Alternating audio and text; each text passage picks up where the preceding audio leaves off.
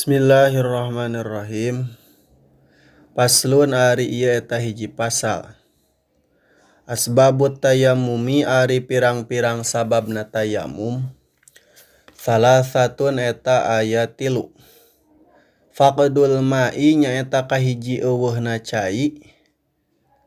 Wal marodu jeung kaduana gering. Wal ihtiyaju sareng katiluna mika butuh ilaihi kana itu maun, kana itu cai. Li'atoshi hayawanin karena hausna hayawan muhtaromin anu dimuliakeun ku sara. Wa ghairul muhtaromi sareng ari hayawan anu henteu dimuliakeun ku syara. Sitatun eta teh aya 6. Tarikus sholati nyaeta kahijina jalma anu ninggalkeun salat. Wazanil muhsonu sareng kaduana jalma anu zinah muhson. Tegasna mah anu zinah muhson teh lamun si jalmana baleg, berakal, terus merdeka, terus pernah ngawati naon dina gambaran nikah anu soheh gitu. Ya, terus pernah gaduh istri lah, pernah ngawati gitu. Wal murtadu sareng katiluna jalma anu murtad. Wal kafiru sareng kaopatna jalma anu kafir. Al harobiyu anu ngamusuhan ka jalma muslim gitu. Wal kalbu sareng kalimana anjing. Al akuru anu galak. Wal khinziru sareng kagenepna bagong. Paslun ari ieu eta hiji pasal. Syurutut tayammumi ari pirang-pirang syaratna tayamum. Asyaratun eta aya 10. Ayakuna kahiji yen kudu bukti tu tayamum teh biturobin eta tetep ku make taneuh. Wa ayakuna sareng kaduana yen bukti naon aturobu taneuhna tohiron eta anu suci. Wa alla yakuna sareng katiluna yen ulah bukti itu taneuhna teh musta'malan eta anu meunang make. Wa alla yukholito sareng kaopatna yen ulah nyampuran kana itu turob kana itu taneuh naon dakikun tipung. Wa nahuhu jeung umpamaning itu dakikun. Wa ayyaqsida sareng kalimana yen ngamaksud itu si jalma nu tayamum hu kana itu taneuh gitu. Wa ayyam saha sareng kalimana yen ngusap itu si jalma nu tayamum wajhahu kana wajahna itu si jalma nu tayamum.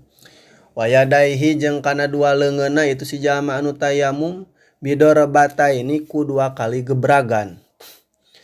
Wa ayyuzila sareng katujuhna yen ngilangkeun itu si jalma anu tayamum an-najasata kana najis awalan dina mimitina. Wa ayyajtahida sareng ka dalapanna yen ijtihad gitu. Itu si jalma anu tayamum ijtihad adalah fil kiblati dina kiblat. Dina masalah kiblat qoblahu dina samemehna itu tayamum. Wa ayyakuna sareng kasalapana yen bukti naon tayamumna teh ba'da dukhulil waqti eta tetep dina sabada asupna waktu.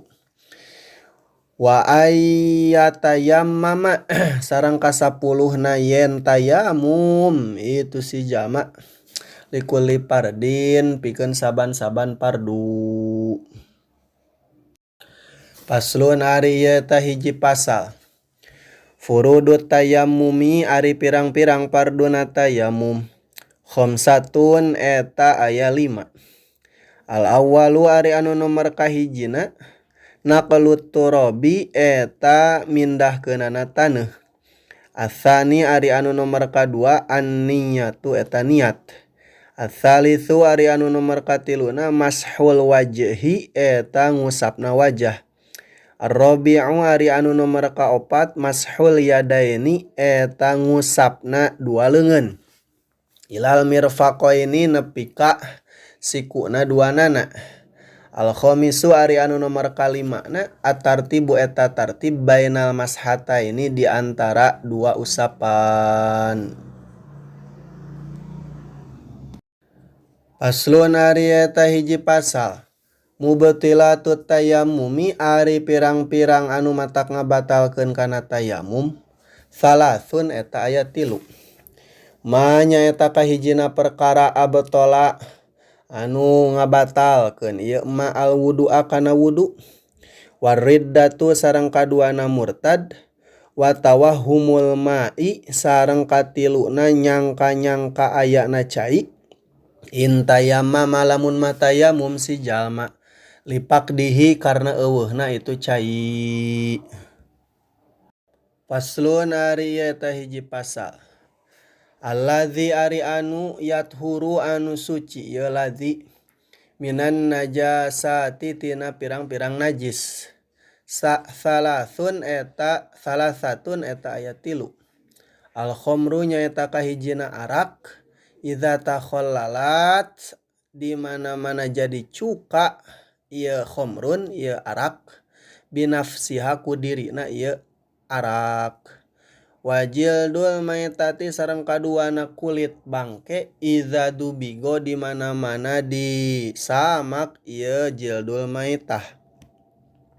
Wa ma sareng katiluna perkara soro anu jadi ieu ma hayawanan eta jadi hayawan.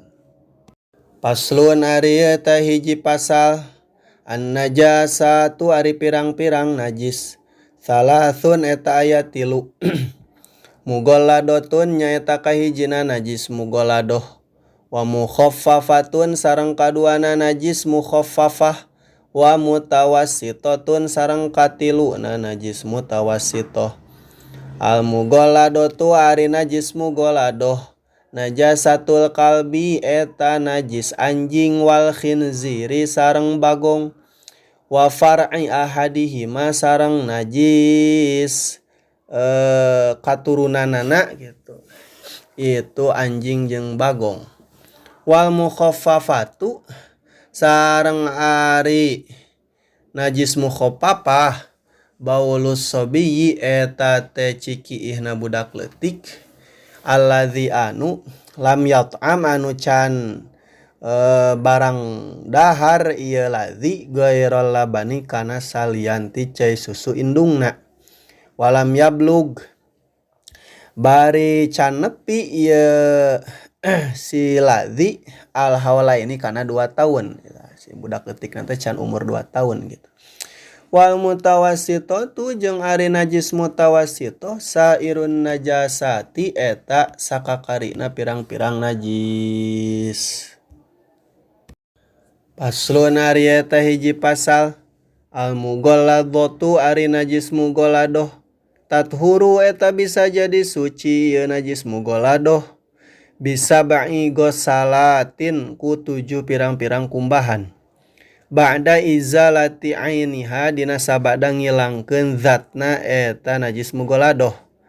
Ihdahunna anu ari salah sahijina eta 7 kumbahan teh biturobin eta tetep ku make taneuh.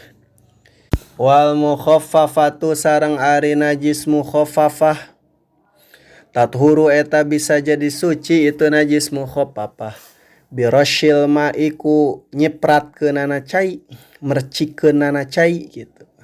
Alaiha kana itu najis mukhaffafah ma'al golabati sartana ngalindih gitu.